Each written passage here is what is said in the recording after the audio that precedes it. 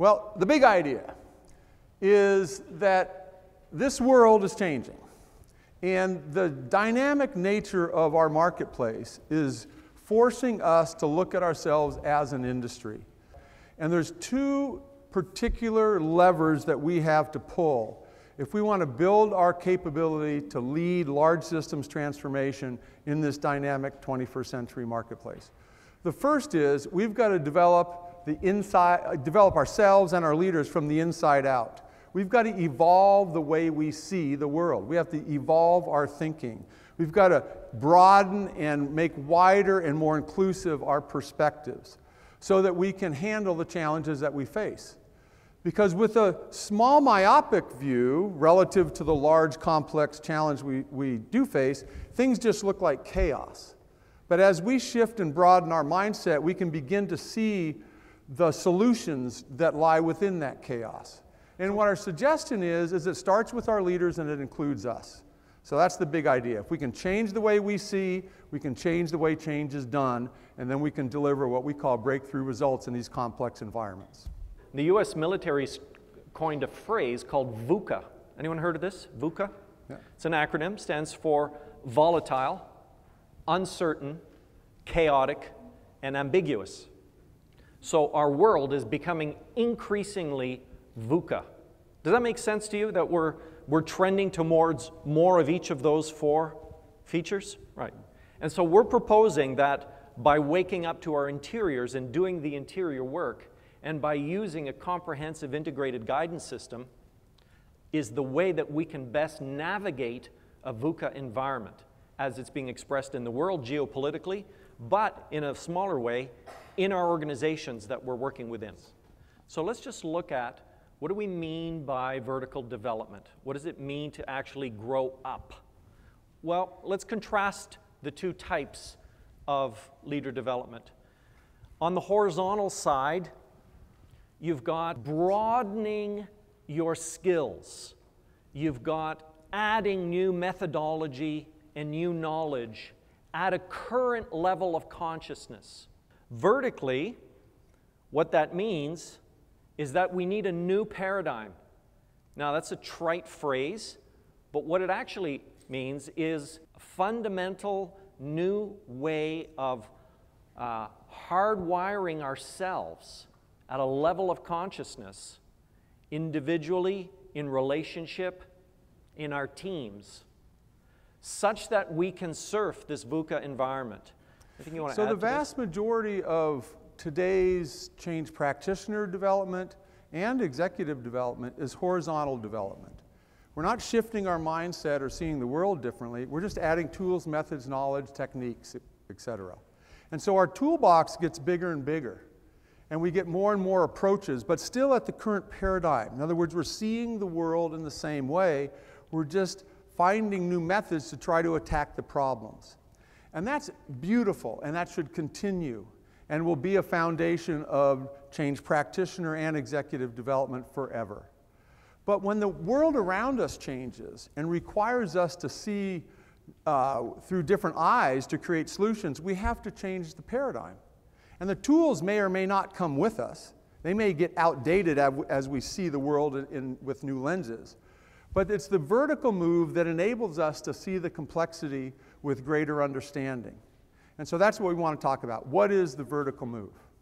So there's three things that happen as somebody develops themselves from the inside out. So as they evolve their consciousness, and I'm using that word specifically because that's what's happening. The person is actually waking up inside themselves to see things differently. And so as somebody grows vertically, there are three things that happen. Now this is where this gets very interesting. This whole idea of vertical development, I'm going to pause on that just for a moment. This whole idea of vertical development comes out of developmental theory. Now there are developmental theorists in virtually every field. You'll find developmental theorists that are looking at morality or ethics, at interpersonal skills, at cognitive development, at aesthetic development, etc. Childhood development. Childhood development. And what we discover is when we look across those disciplines, the stages that they're each describing are very similar, if not identical. And so the realization is that human beings actually go through developmental stages. Now think of children. Is the 6-year-old fundamentally a different human being than the 2-year-old? In terms of their needs, how they see the world, their wants, etc.? Yeah. Completely. Is the 12-year-old fundamentally a different human being than the 6-year-old? Yes. Now, you know when they turn 14, it's like, who grabbed my kid, right? Because the beast shows up. And the answer is they're fundamentally a different person. They're seeing a different world. They have different needs. And what we know about childhood development is that it doesn't matter the culture, humans go through these stages. Now, here's where it gets interesting. The reason humans go through those stages is because the social systems around them draw them up the ladder, if you will.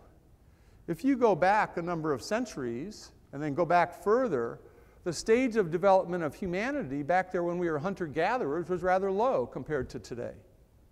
And then we went through the Industrial Revolution and all that stuff where we're waking up to bigger holes. Remember the old days when a ship sailed across to the horizon? What happened when it went out of sight? It fell off the edge of the earth. Because that was our perspective from that stage of development. And then we've woken up and realized, wow, it's actually a round globe and we revolve around the sun, etc.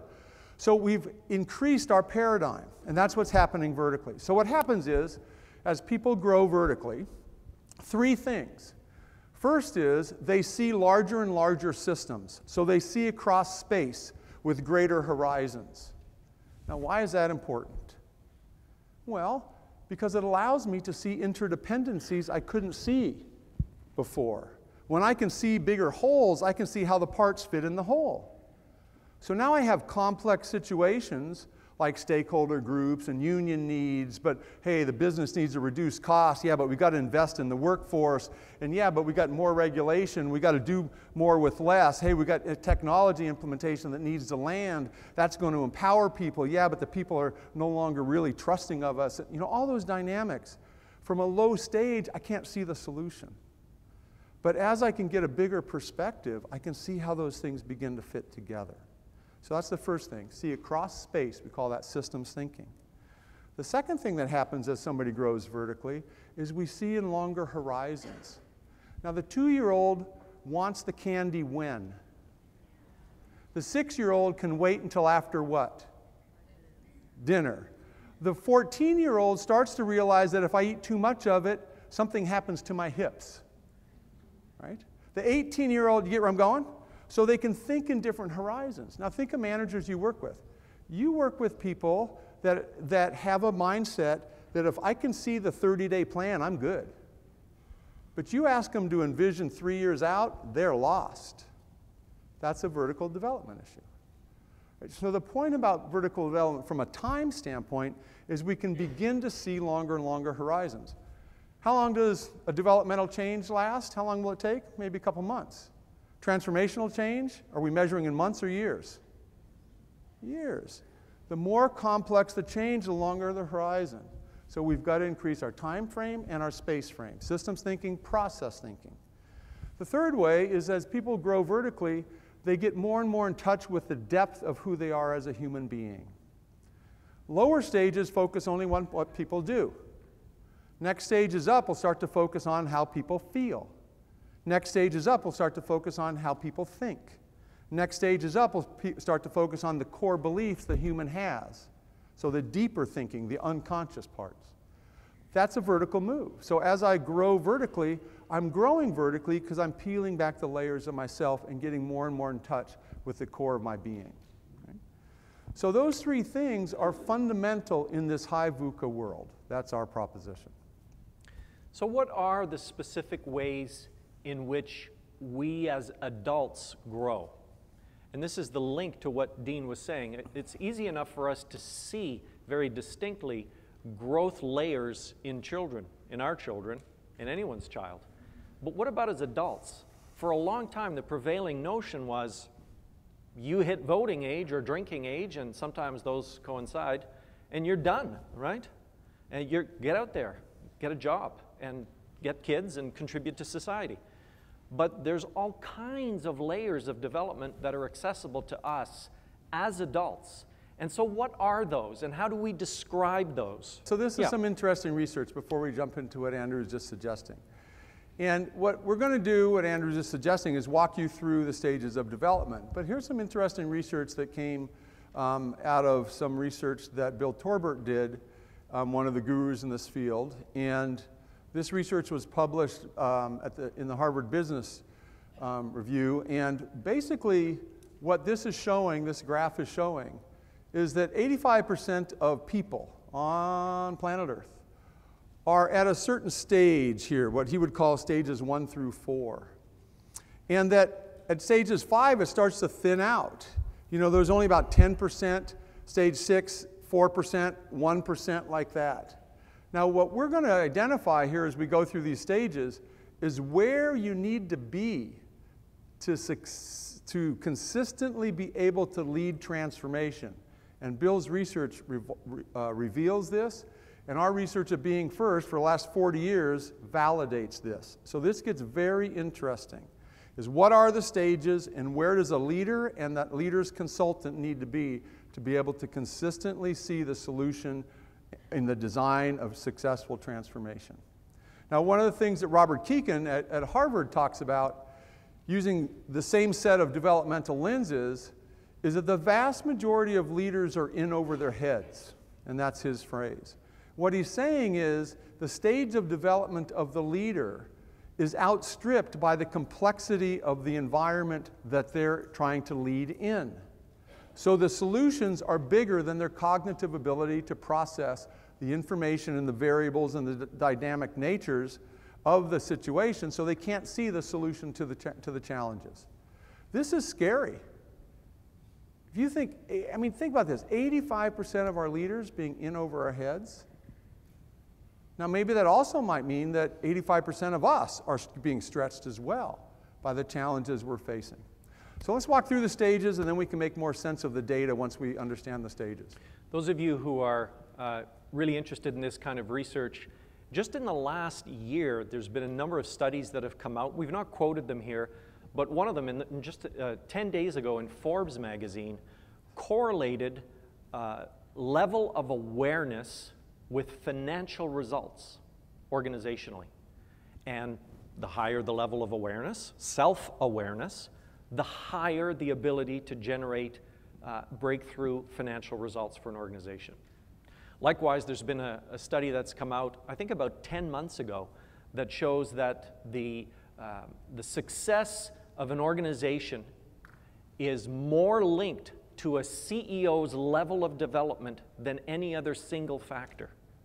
Isn't that fascinating? So there's all kinds of data now that supports what we've intuitively known for a long time, which is the more grown up we are, the better we can navigate a VUCA environment, the less swamped we are. So what are those stages?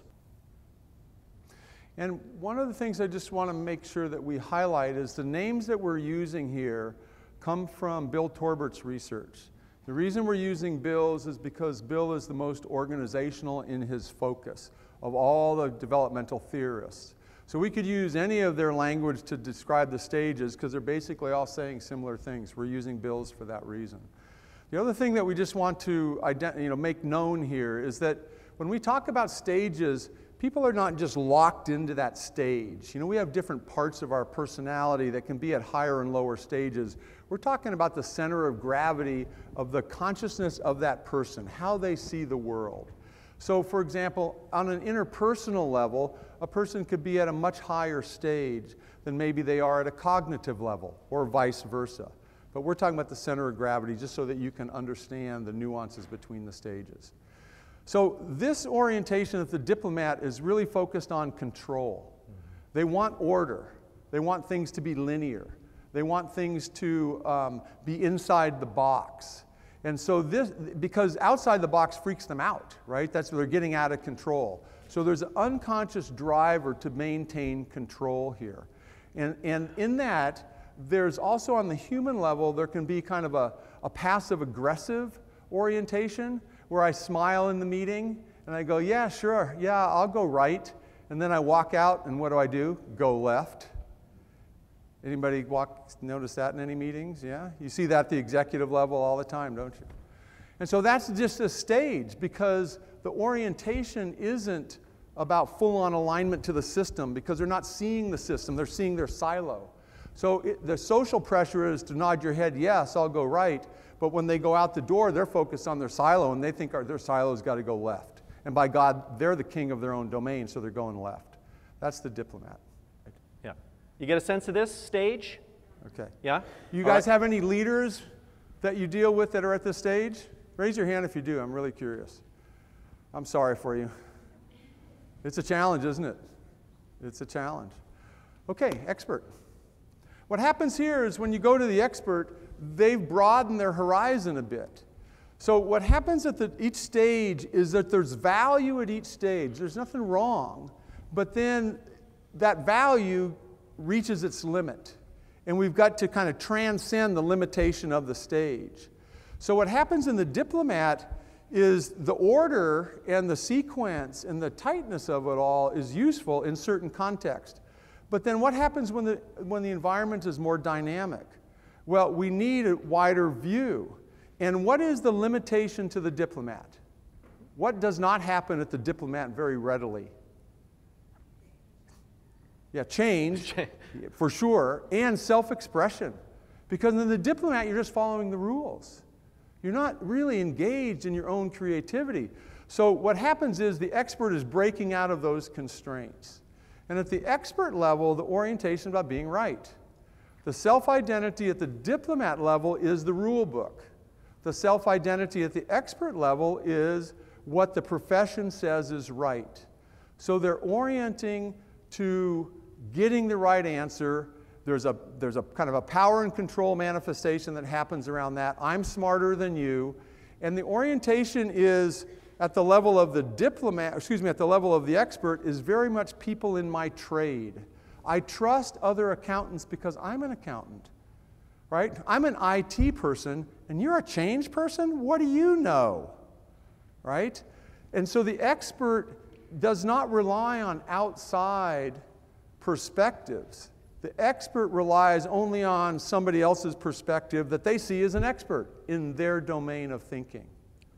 And so what happens here is that there's a high morality to it, the self-righteousness to it can come out. They can be really great problem solvers inside their field of view, but not outside.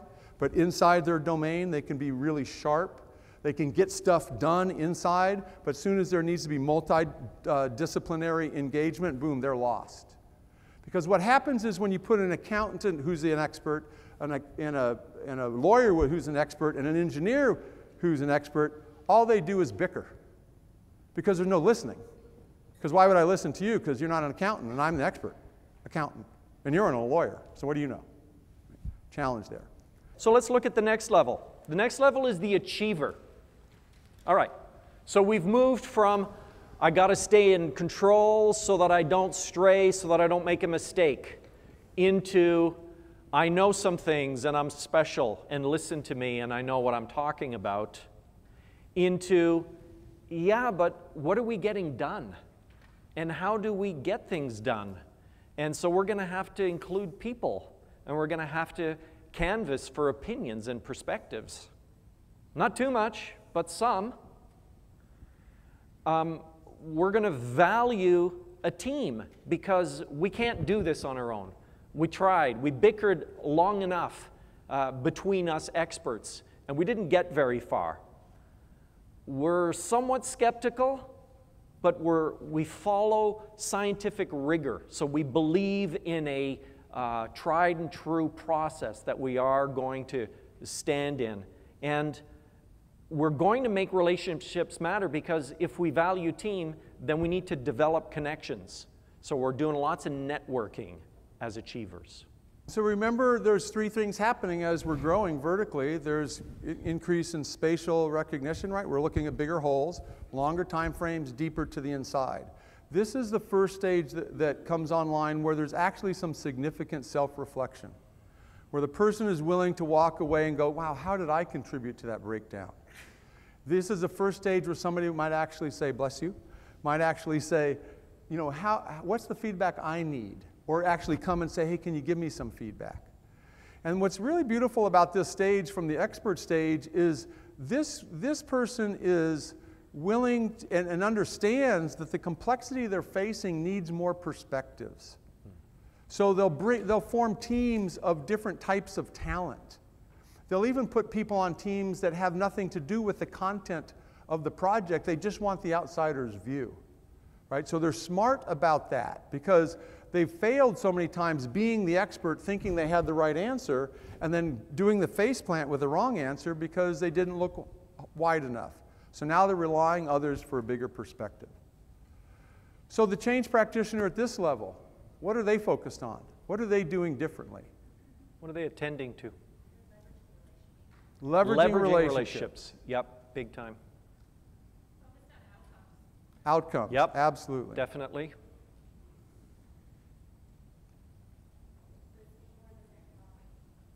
Listening more and talking less? Yes, listening more than they're talking. Beautiful. What else? Yes. Yeah, they're looking for interdependence. Yep. Awesome. It's starting. It's nascent at this stage, but it's coming online. Yep. Anything else? The achiever as change practitioner. What are they looking at? What are they focusing on? Are they thinking beyond content? Yes. How? What are they including beyond content? Interconnections. Yes. What else? I need to hear from you guys in the back. Are they sleeping back there? No. So what else are they focusing on if it's not just content? People. People. People. And specifically in people, they're looking for their ideas, right? How about, think of the change process. Where does the diplomat and expert tend to focus? Upstream, midstream, or downstream during implementation? Downstream. And they're focused on the content, so the process plan of the content execution. When you get to the achiever, there's a bigger holistic view of the change process. There's starting to be more migration, where the achiever is the one that just starts to come online to says, why are we doing this change? And how is it related to our business strategy? Right? That doesn't happen with the diplomat and the expert. And so the change practitioner that reaches this stage of development adds way more value because they start to ask those smart questions. Okay? Does this make sense? Yes. Yes, they work They really do hard. hard. They do work very Yes. hard. Because their identity is attached to results, right? So they'll go the extra mile. They have big passion. They're very results oriented, right? In a positive way. And they're more inclusive than the expert, but what we're going to find is they're not inclusive of everything yet. So we're looking here at another 35-ish% of the population. All right, next stage. Dean, you're going to take us through.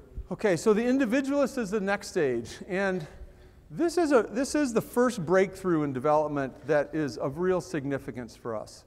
So what happens when a person gets to the individualist level is that they're beginning to realize that society has a set of norms, and they're individuating from those norms.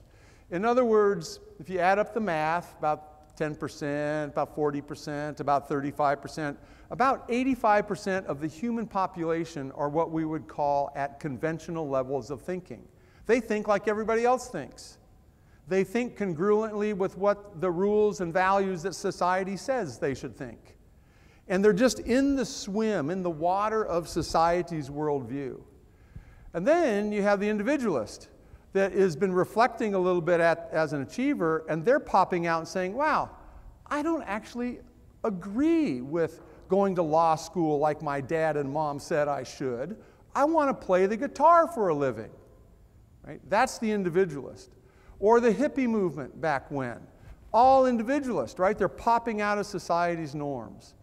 And so what happens here is the person is seeing themselves as an individual separate from other things. I don't mean separate like isolated, just that they have their own worldview. So they're starting to actually self-generate. They're very interested in equality because they've grown up through the achiever stage where they started to value different perspectives and the lawyer and the accountant and all those different trades coming together.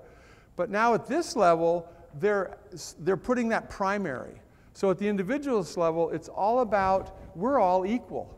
You know, we all have a perspective. Our perspectives are equal, and there you go. And so we should all have a vote.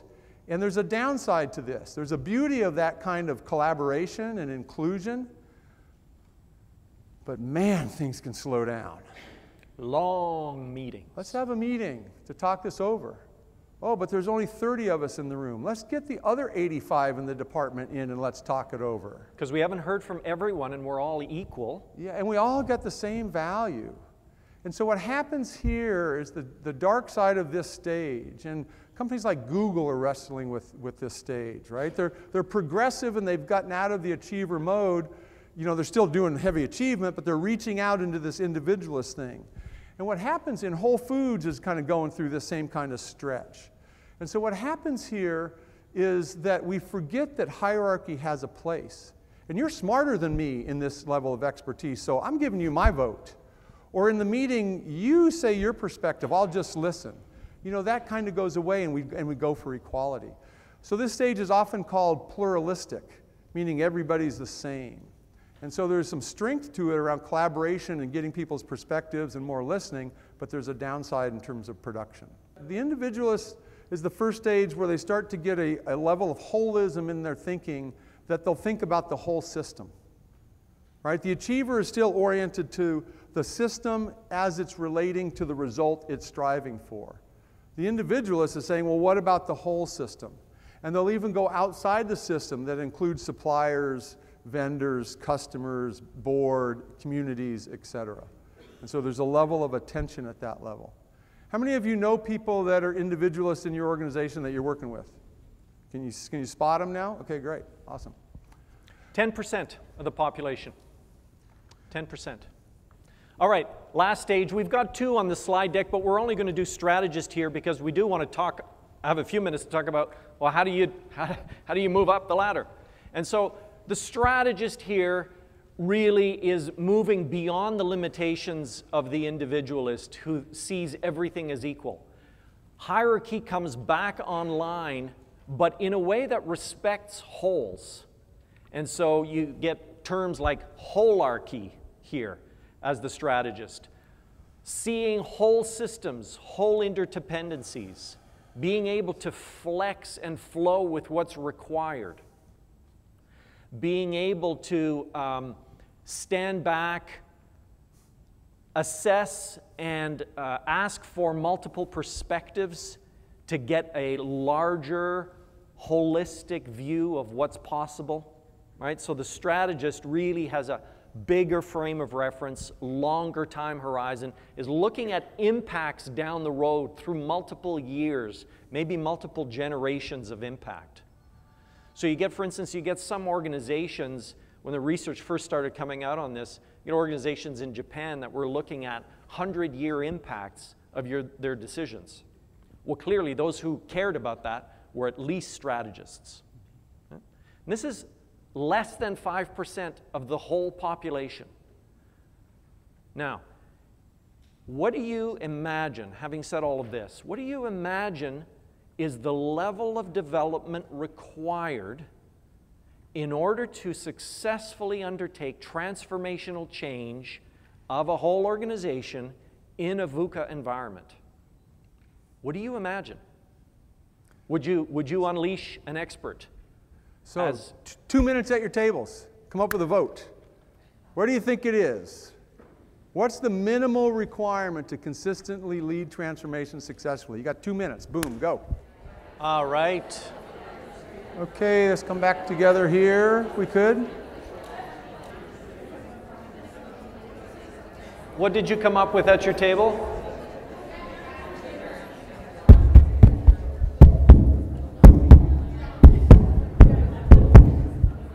That got your attention, huh? Who's that weirdo on the stage? What'd they do with Dean?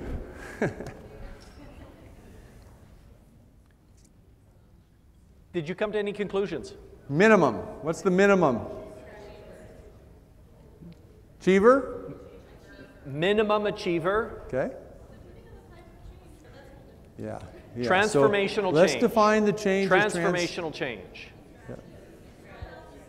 Strategist for transformational change. How many of you think it requires strategists for transformation?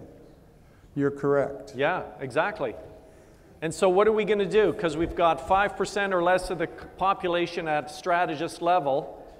Who's working on some kind of transformational project? Awesome. Wow. So therein lies the challenge. And so what people like Robert Keegan at Harvard would say is that we're in over our heads. And for the most part, the leaders that we're working with, there's only 5%. The next level up, the alchemist level, we didn't talk about, there's only less than 1% of the human populations at that level. So we'll just generally say 5% of leaders actually can see what they need to see to set up, launch, follow through, monitor, resource, staff, et cetera, a transformation. Now we could say we're in the change business, and hopefully we collectively, hopefully we are more introspective. So maybe for us it's 10%, 15%, but it's not 20, it's not 50, which means there's a heck of a lot of development that we need to do as individuals, right? Including ourselves, constant development of our interiors to be able to meet the challenges of the world. Now if you take what Daryl was saying this morning and tie that into vertical development, you see what the urgency is. And so for us, our passion is helping change leaders, executives, and change practitioners do the vertical development needed so that they can migrate to higher stages of development and then have better solutions for change. Better impact on the human experience, better impact in the world. So how do you migrate vertically? You know, that's got to be the question that we're sitting with all of us. It all starts with turning inward. If we don't turn inward, then we can't actually improve what the interior is. So this whole idea of vertical development starts and stops right there. Now what happens is the environment in its complexity, it is giving us a playing field, a practice field all the time to exercise our current stage, and then we get immediate or delayed feedback about whether our approach actually was sufficient. Now, if it's not sufficient, that's an opportunity to reflect on, well, how could I have done it differently? Now, what happens at lower stages, like diplomat and expert, is they're not doing that introspection, so they just go do the same thing again. Once we get to the achiever individualist level, we actually care about improving. And so that improvement process is universal no matter what stage you're at, and it goes something like this. From our perspective. So for the last 40 years, we've been focused on vertical development. It's only been in about the last 10 years that we've actually given it that name because that's the name now that the marketplace is giving it. But our work goes like this. First and foremost, you've got to be doing the work in a context of real business results. This is not a personal growth training. You can go do those outside of business. This is a business deal. We're working on the most strategic challenges of the business. Now, why do we do that? Because that's how you get an executive or change leaders or change practitioners' attention. This is going to be relevant to what's most meaningful to them. In other words, it's integrated. It's not divorced at all. It's not I'm doing development over here and my job as a change leader over here. It's my job as a change leader is the fodder, is the field in which I'm developing. It's completely together. The second is for us is that we don't do it through coaching.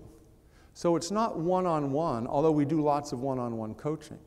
But instead we do it in the context of teams that are responsible for those results, so that there's a social dynamic to the actual development.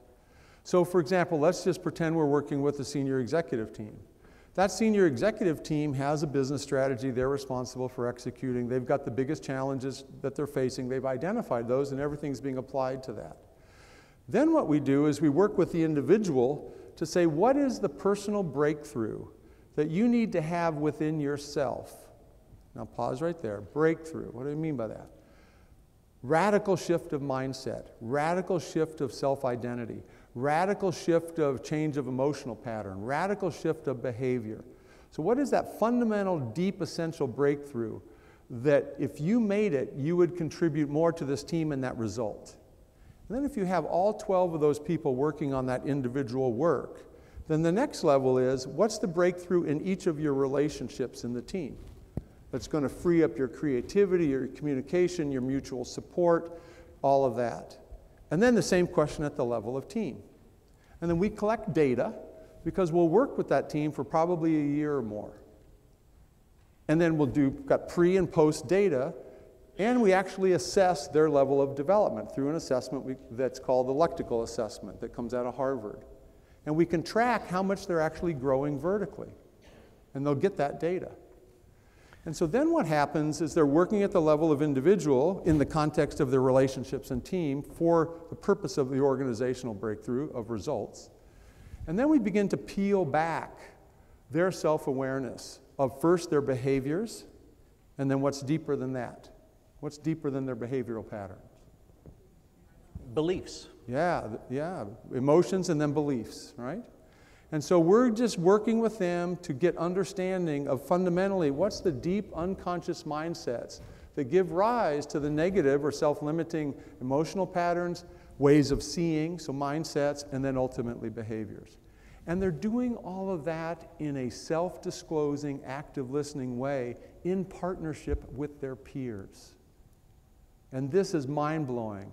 I don't know that we've ever said to anybody that senior executives, including your CEO, is actually having conversations about their self-limiting aspects of their interior. And people go, not my CEO. And the truth is they're human beings, and they do that work. Right? And then there's coaching for it. But the social construct is incredibly important to this, because it's socially that they enact decisions and actions. And so that's the application. There's a critical moment in this development where the individual begins to recognize that their personal breakthrough isn't just personal development, because the degree to which they navigate their own breakthrough in layers and layers and layers of awareness and getting into depth of their beliefs, when they start to make the connection that their personal breakthrough is what causes or dictates results breakthrough, then it really starts to click. As soon as they have that awareness that their personal breakthrough, which can seem very personal, is intimately related, correlated, causal to the results they're generating, then we start to have a multiplier effect. It's snowballing. There's enthusiasm, and people start working together. And you hear executives talking among themselves, talking openly about what their breakthrough statements are in relation to the goals that they're working towards together and the stumbles that they're encountering along their way.